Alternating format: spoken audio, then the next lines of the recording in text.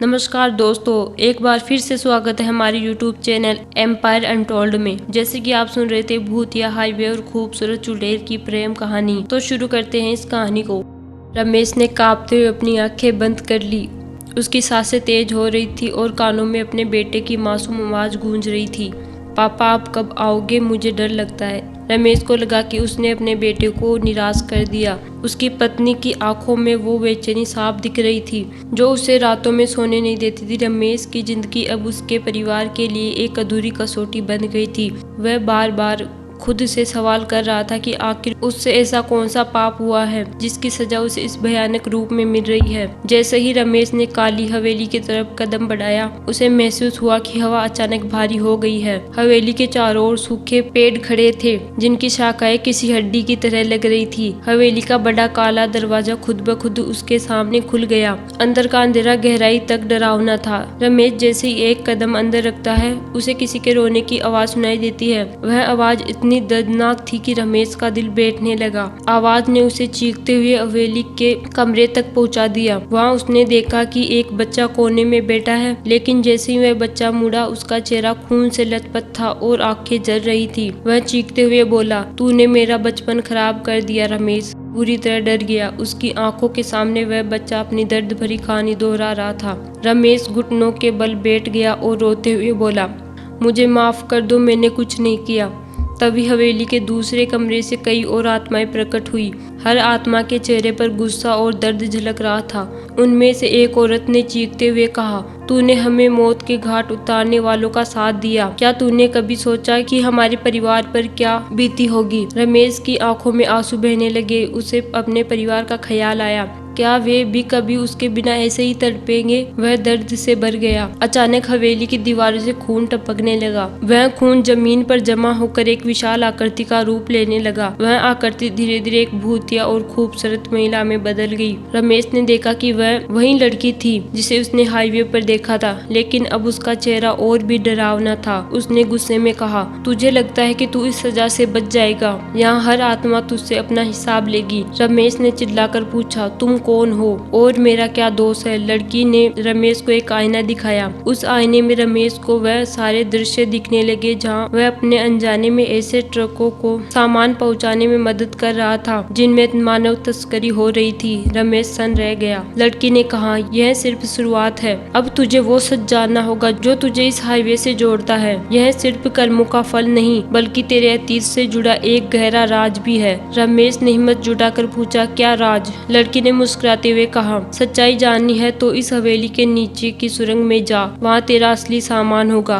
रमेश ने कांपते हुए सुरंग की तरफ देखा जहाँ से भयानक चीखें सुनाई दे रही थी। रमेश सुरंग के मुहाने पर खड़ा था। वहाँ हवा में अजीब सी ठंडक और डरावनी खामोशी थी। उसके दिमाग में बेटे की मुस्कुराती हुई तस्वीर घूम रही थी। पापा, आप दुनिया के सबसे बहादुर इंसान हो। बेटे के ये शब्द उसके कानों में गूंज रहे थे। रमेश ने खुद से कहा, अगर मैंने इस डर का सामना नहीं किया तो मेरे परिवार को कौन बचाएगा? लेकिन उसके कदम कांप रहे थे। हर कदम के सामने वह सोच रहा था कि अगर वह इस सुरंग से वापस नहीं लौटा तो उसका बेटा कैसे जिएगा, उसकी पत्नी कैसे खुद को संभालेगी। यह ख्याल उसके दिल को तोड़ रहे थे, लेकिन उसे चलना था। जैसे ही रमेश ने सुरंग में कदम रखा, उसे महसूस हुआ कि वहाँ किसी और ही दुनिया में प्रवेश कर चुका है। दीवारें खून से सनी हुई थी और जमीन से अजीब सी बदबू आ रही थी। सुरंग के अंदर अंधेरा इतना गहरा था कि रमेश अपनी अंगुलियां तक नहीं देख पा रहा था। अचानक उसकी पीठ पर किसी ने हाथ रखा। वह झटके से पीछे मुड़ा, लेकिन वहाँ कोई नहीं था। तभी एक आवाज गूंजी, तूने मेरा जीवन तबाह कर दिया। अब मैं तुझे चैन से जीने नहीं दूंगी। रमेश ने कांपते हुए पूछा, कौन हो तुम? लेकिन जवाब में बस एक डरावनी हंसी गूंजने लगी।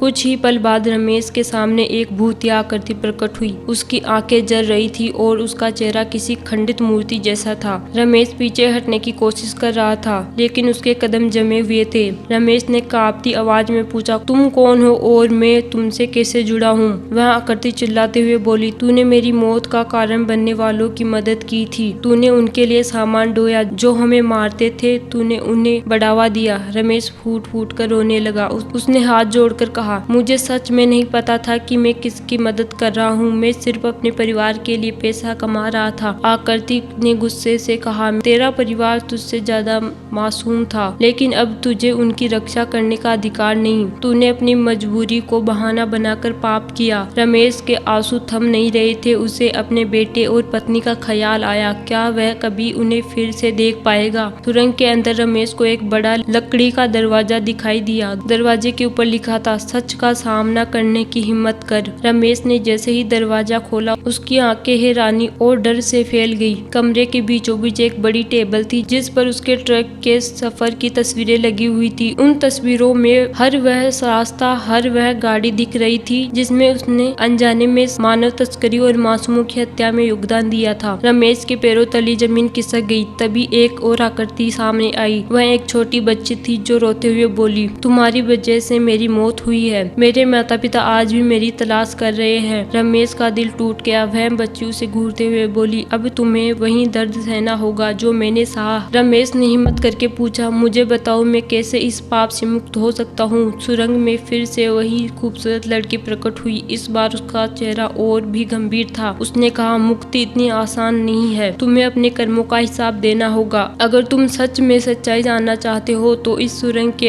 अंत तक जाओ। वहाँ तुम्हें वह मिलेगा जो तुम्हारे इस श्राप के बीच का सबसे बड़ा राज खोल देगा। लेकिन ध्यान रखना, हर कदम तुम्हारे लिए मौत के बराबर होगा। क्या रमेश उस सुरंग के अंदर तक पहुँच पाएगा? उस खूबसूरत लड़की का असली चेहरा क्या है और रमेश का इससे क्या कनेक्शन है? यह जानने के लिए देखते रहे एम्पायर अनटोल्ड का अगला एपिसोड।